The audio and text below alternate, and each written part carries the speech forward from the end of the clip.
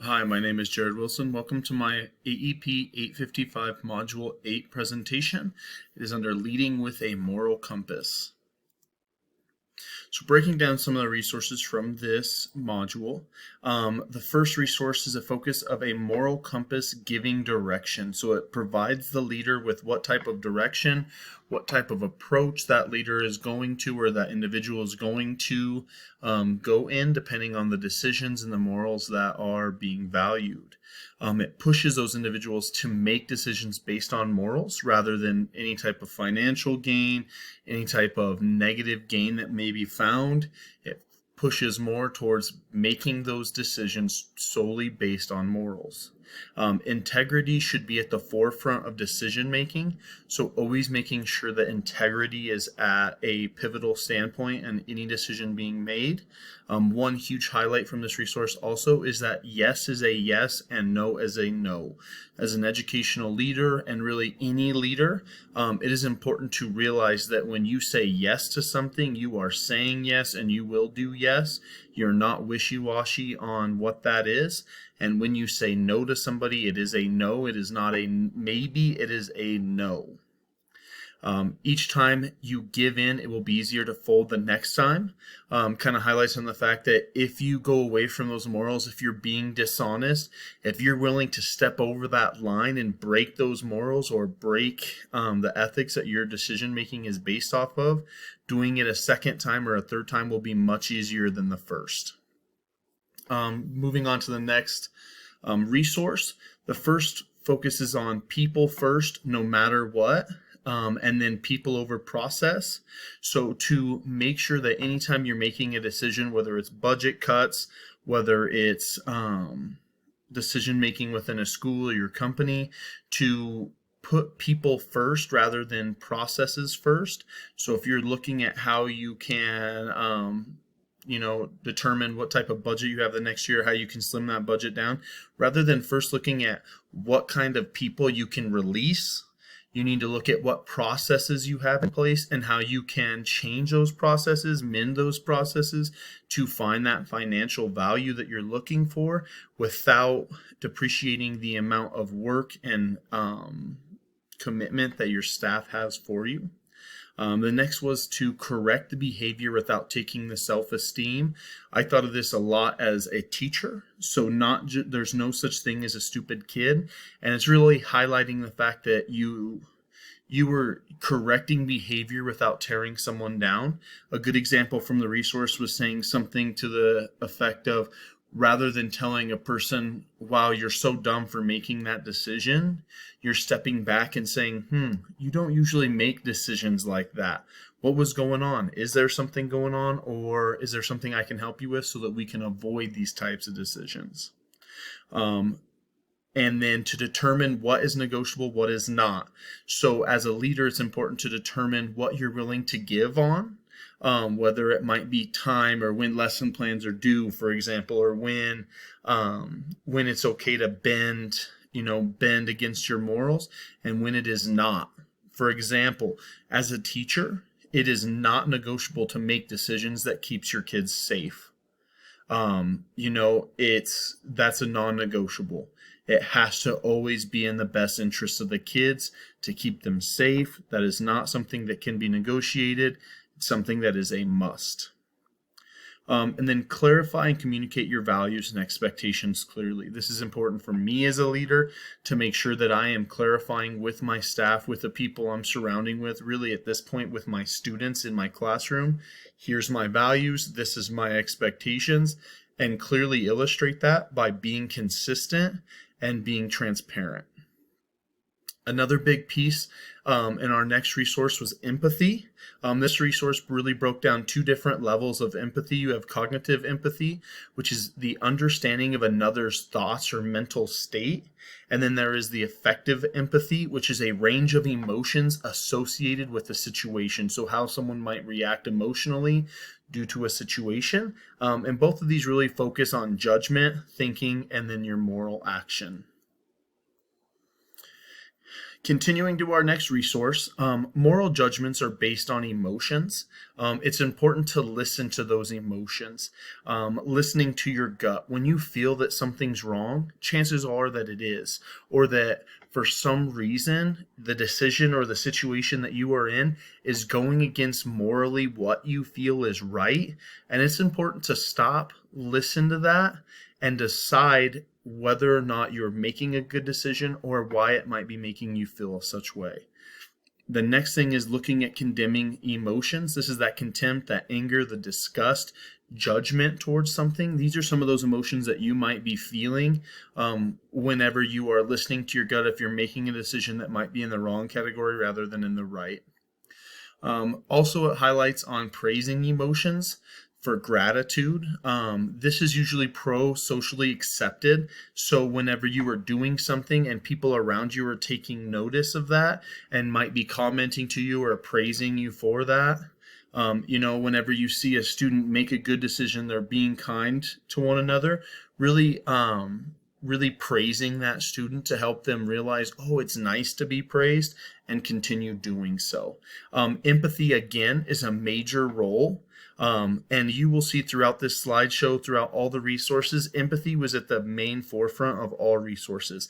Really understanding how someone else feels in a relationship can really help you or really impact the decision-making process. Moral dumbfounding was highlighted in this article as well, for acting out of emotion. So rather than stopping, thinking about your decision, thinking how it can affect others, how it may make others feel, how it aligns to your moral compass, those are all things you should do. But when you don't and you just act out of raw emotion, I call it flipping the lid when I'm talking to the students.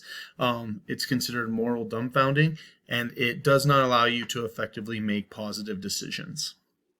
The next part is to practice mindfulness. This resource talked a lot about how practicing mindfulness as an educational leader can help you become more calm, more composed, and help you make some of those ethical decisions.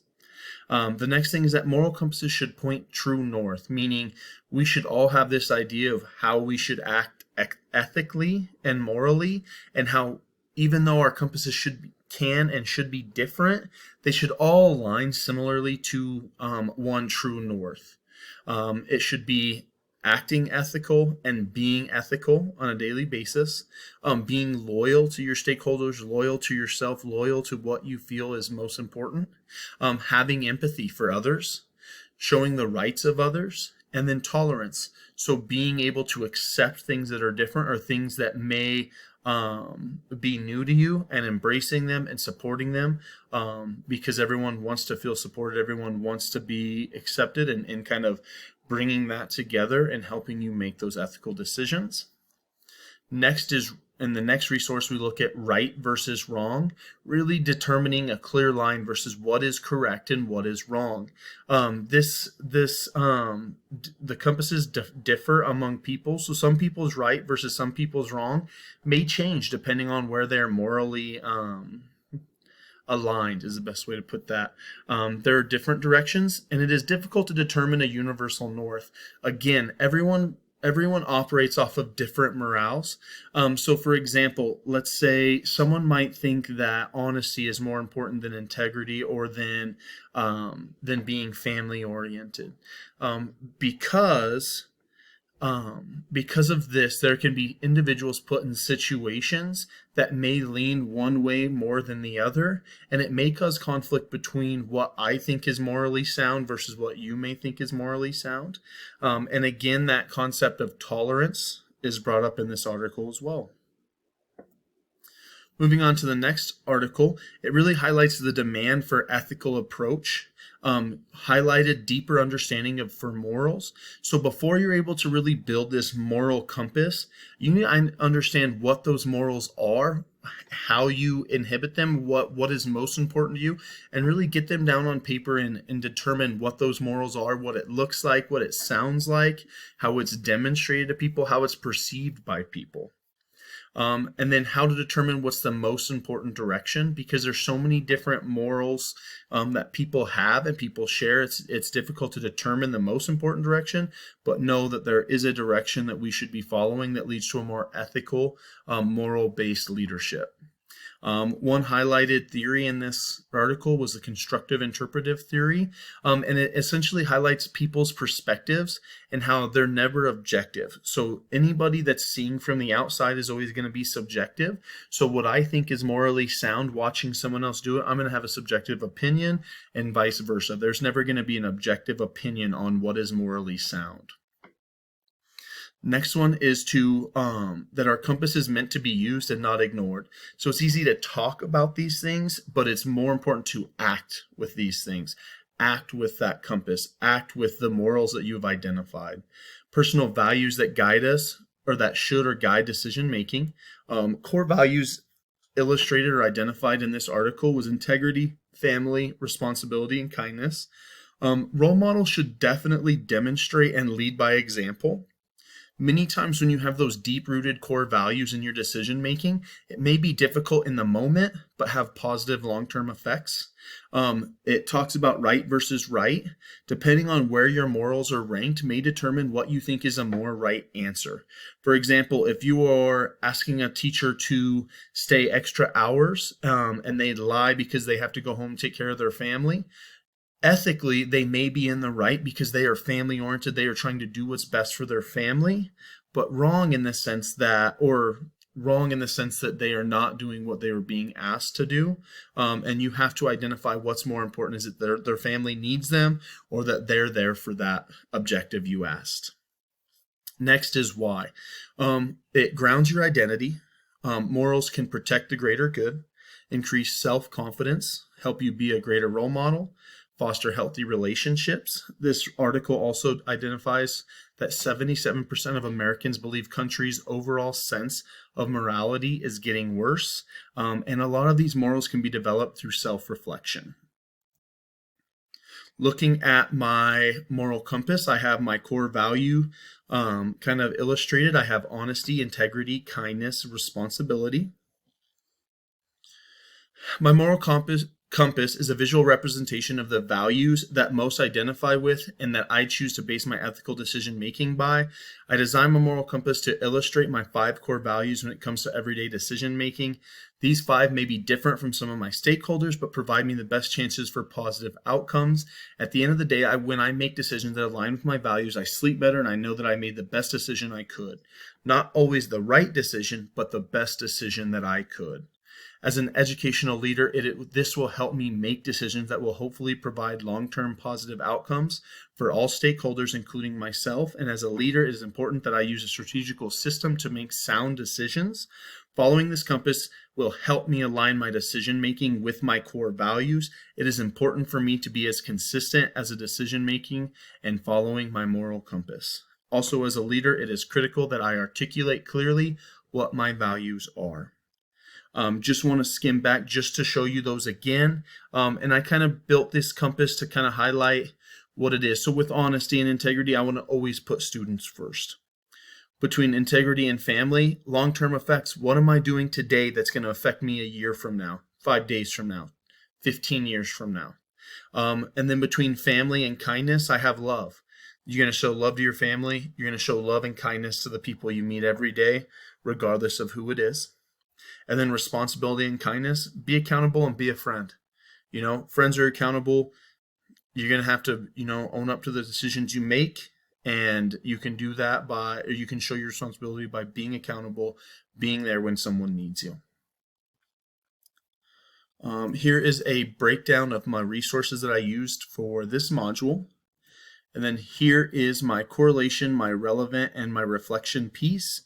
To kind of sum all 3 up, the assignment allowed me to research more about what a moral compass looks like, what it sounds like, and how it impacts an ethical decision-making process.